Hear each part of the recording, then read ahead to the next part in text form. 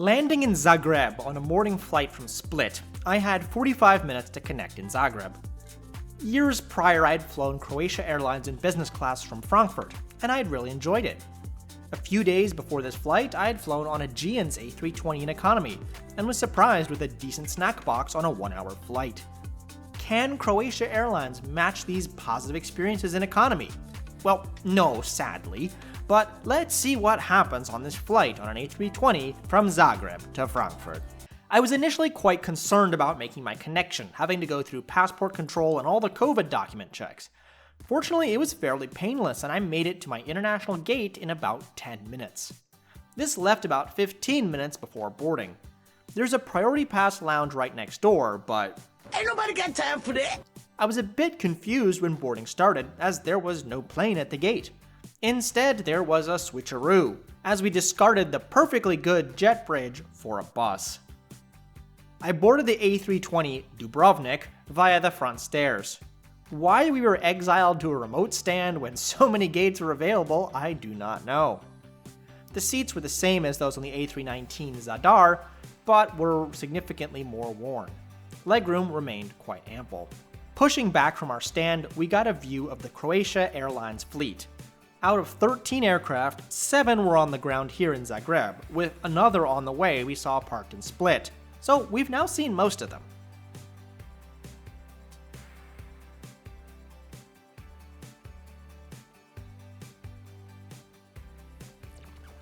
We took off from Zagreb and turned to the northwest. Flying time was 1 hour 10 at 35,000 feet. Like on the A319, the overhead monitors blared advertisements for visiting Croatia. Guys, I'm leaving. There's no need. Thank God for Bose QC35s. Besides a bottle of water, we were also given a snack. Can it compete with what Aegean had on a similar length flight? No, but at least it was interesting. It was a small bag of lemon and olive oil cookies. Not something I've ever made, but they were pretty flavorful and a nice change of pace from the Biscoff cookies or pretzels you normally get. And hey, it's celebrating Croatia as well, and that's always a plus for me. At least they provide something, while so many others these days do not. Fortunately, although the snack may have disappointed, the scenery did not. We flew over the Alps, which never gets old.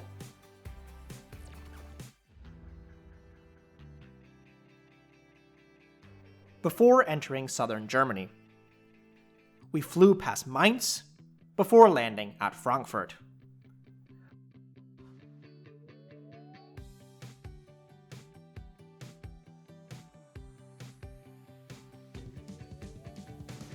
I had a 1.5 hour layover before my next flight and knew it was gonna be rough, but we parked at a remote stand before taking a bus to the B gates.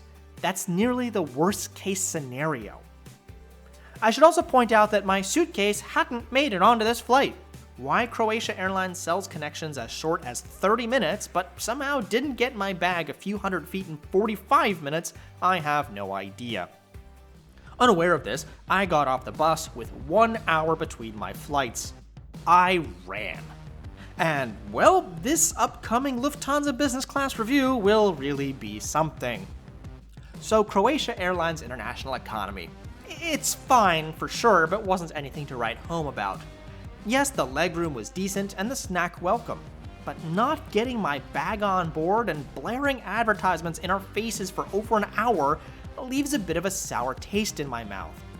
Is it better than a low-cost carrier? Sure.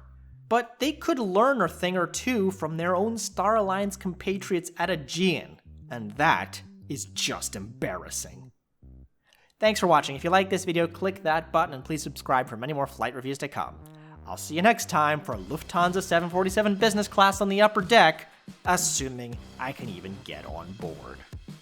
What the hell?